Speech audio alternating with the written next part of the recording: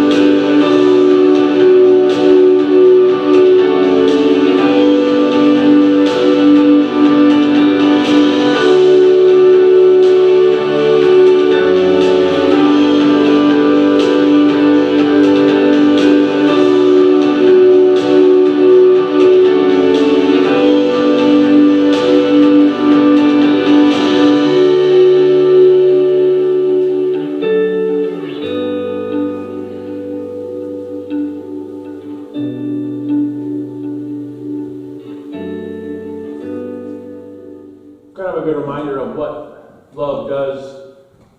I like that picture. That was pretty funny. That video describes anger perfectly for me. Right? You go to a restaurant and you're going to order dessert.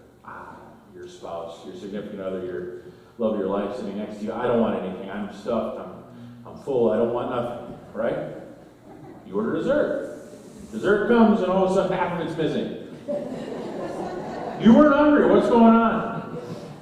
That husband in that video just smiles and lets her have her bites of the cake. That's true love. And someday I aspire to be that man in that video. And maybe one day I will be. But I thought that was funny of that picture. And then did you notice the seasons, right? Minnesota Twins hat on the couple walking in the snow. Minnesota winter out there, so. I won't say anything about the Cubs fan and love does not deny evil. We won't dig that deep into the video. But so we're going to talk about love that doesn't get angry today.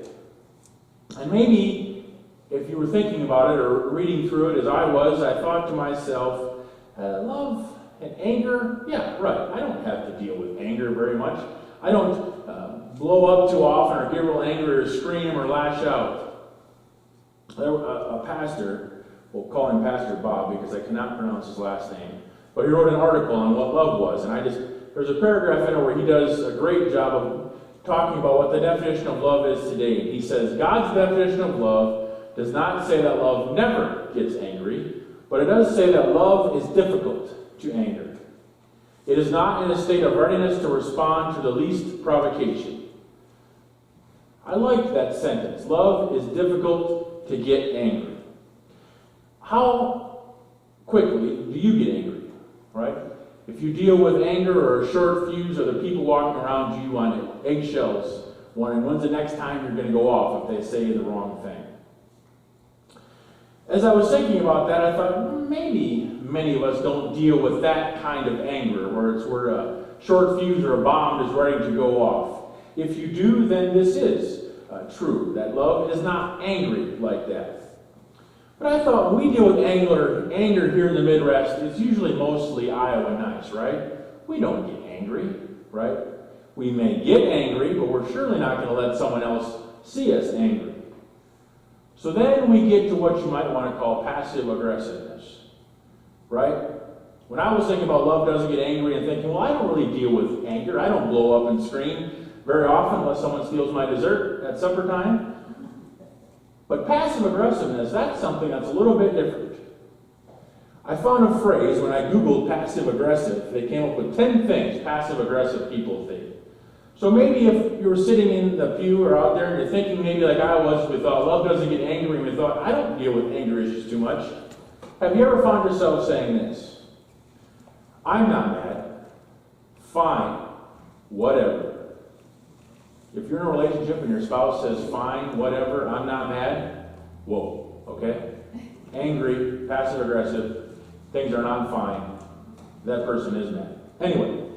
Or, my favorite one is passive aggressive is where the actions don't meet the words, where it's I'm coming, or I've told my children the third time to do something, I'm doing it, Dad. No, you're not, right? When we told you the third time to get it done. Or, so procrastination is another one. Or, you just want everything to be perfect. Passive aggressiveness is intentionally making mistakes to have someone else look bad. Or you say, I thought you knew. Where you intentionally or deliberately withhold information, make the other person look bad. Or you get the sure, I'd be happy to. Right? Where we do something, but the whole time we're cursing under our breath while we do it. Or the backhanded compliment. The one they listed here was, you've done so well for someone of your education level. Or sarcasm. Sarcasm. I struggle with sarcasm. I've heard it's not a love language, but I'm doing my best to make it a love language. Though I was only joking type. Or why are you getting so upset? We deal a lot with passive aggressiveness because we don't want someone to see us angry. We'd rather hide those feelings and deal with it, and it comes out in other ways. Where a lot of it is passive aggressive, doing things to maybe undermine that person or not saying it directly to them and hoping it goes better. Where in life, it's a whole lot better, of course, if you just say how you feel. You really talk to that person and say, listen, you made me angry because whatever, right? And that person can say, oh, well, I'm sorry, I didn't mean to do that. Or we can passively, aggressively, continually try and dig at them or hurt them. So I think, even though we might think we don't deal maybe with a bad temper or being angry all the time, we do have something to learn from love is not angry. These are some different ways that word, that Greek word is translated in different Bible versions. Not provoked. It's a Greek word that means to sharpen or to rouse to anger. One commentator paraphrased it as saying, love is not touchy. Love does not have a hair-trigger temper. So, other ways, it's not easily provoked, it's not quick-tempered, it's not irritable or touchy, it's not easily angered. Other ways to look at provoked, to be made angry, fretful, irritable, oversensitive with feelings, lose your cool. So as we go through this discussion on love not being angry, maybe instead of anger, we say love is not irritable. Or love is not easily provoked.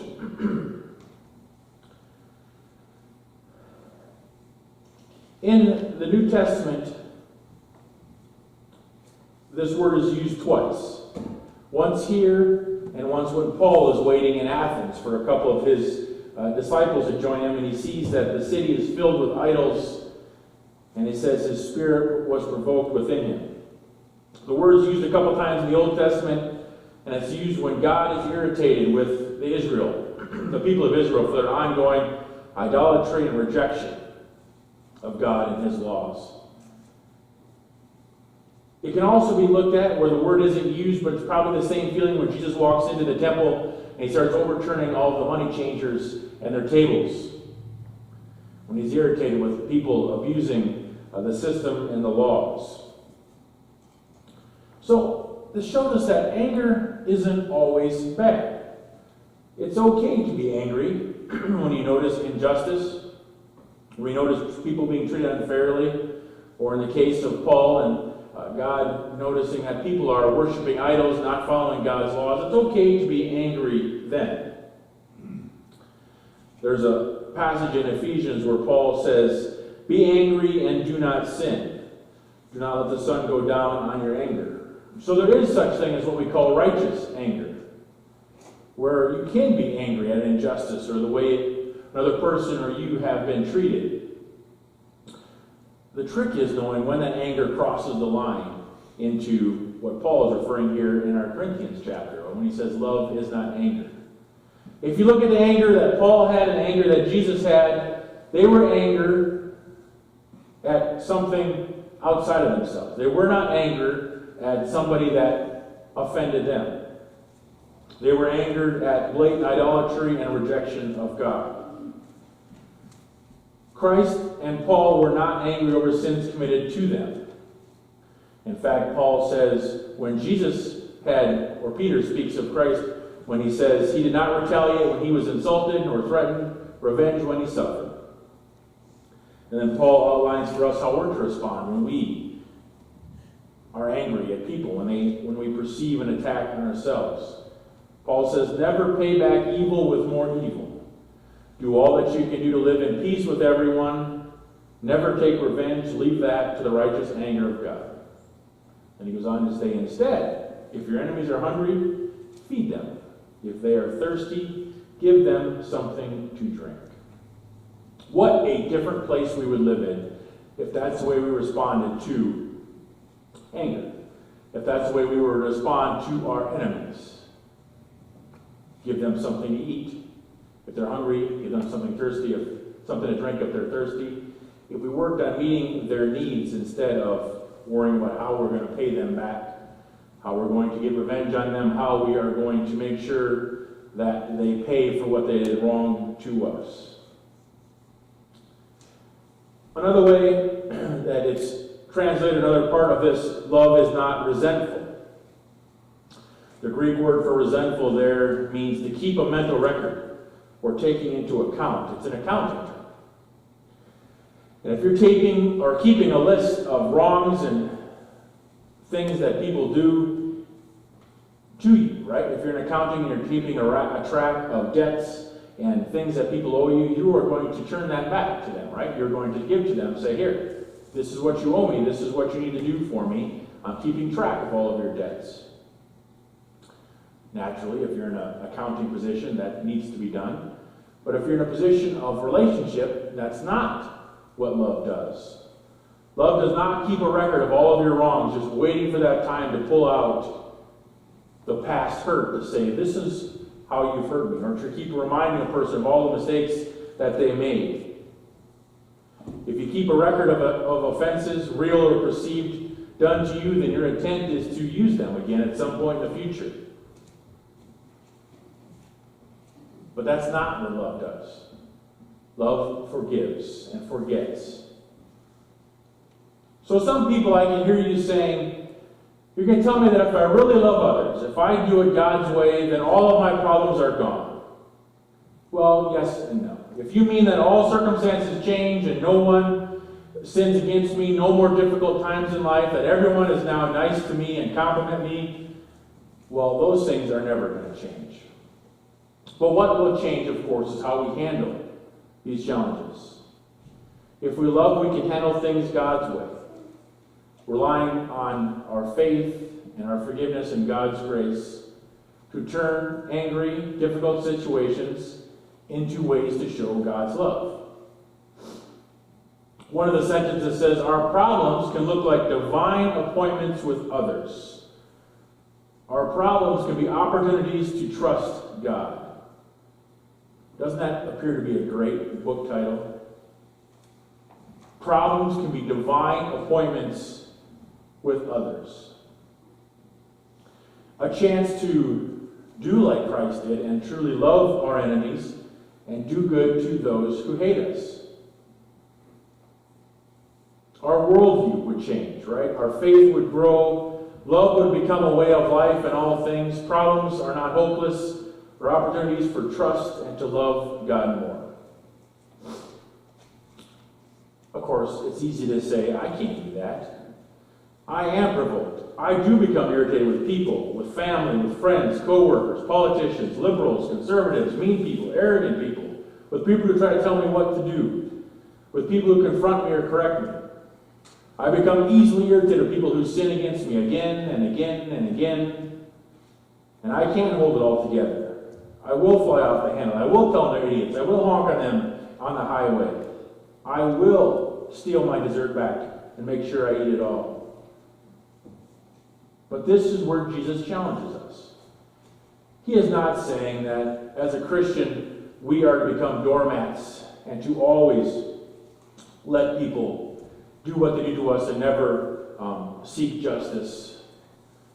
Or that we're supposed to be Christians who walk around with a permanent smile on our face where nothing bothers us and we're always happy. Right? You can spot that person from a mile away. The fake happiness or the I never let anything bother me. What we're challenged to do with God and Jesus, or what Jesus and Christ is challenging us to do, is to make sure that we are careful, that we check our anger. We examine why we're angry. We don't repay evil for evil. If a person continually hurts us, of course we're not supposed to continue to go back and let that person continue to hurt us. It's okay to be angry when we notice injustice or people being treated the wrong way. But when we allow ourselves to be easily angered and easily provoked, that's when we need to be careful. Like the pastor said in the beginning, Pastor Bob, love is difficult to anger. Like I told the kids in the children's sermon, when you find yourself getting angry, think about the fence with all the scars in it. Or maybe for us, we think about when we're easily getting angry, to think about what Paul said in the letter to Titus. He said, "For we ourselves were once foolish, disobedient, led astray, slaves to various passions and pleasures, passing our days in malice and envy, hated by others and hating one another. But when the goodness and loving kindness of God, our Savior, appeared, He saved us, not because of works done by us in righteousness, but according to His own mercy, by the washing of regeneration and renewal of the Spirit." What has God done for us? Everything. It's easy sometimes to become irritated. We want to throw fits. We want to be angry because we perceive some slight against us. We want to make sure that that person knows exactly what they've done to us and how can I pay that person back. And we just continue a cycle of anger and revenge and anger and revenge, where God challenges us to stop that cycle and instead show them kindness and show them love. I know a trick that works for me. It might sound kind of silly, and it's not counting to 10, it's not goat yoga in the morning. It is simply remembering when I seem to get irritated or angry or I find myself wanting to be passive aggressive, if I think of all that Christ has done for me, of all the times that Jesus has forgiven me for repeated sins, for continually going against what He wants me to do, if I think about Jesus' sacrifice, that He gave Himself up for me even though I wasn't perfect first, it tends to put a bit of perspective on my anger. It tends me to remember God has every right to be angry with me quite often, yet has instead chosen to show grace and love. And that's what I'm called to do too. So as we wrap up this morning, think about it. When you find yourself getting angry and irritated again, maybe take a deep breath. Remember how many times Christ has forgiven you, how many times you screwed up, and Jesus has said, "Come back to me, I love you anyway." It might help put a little bit of perspective on that anger. It might help you put a little bit of that perspective on that irritated, touchy, feely part of you. It might even show you an opportunity to show love and to love those who we'd rather hate. That's when the true love of Christ will come out in our lives. Amen.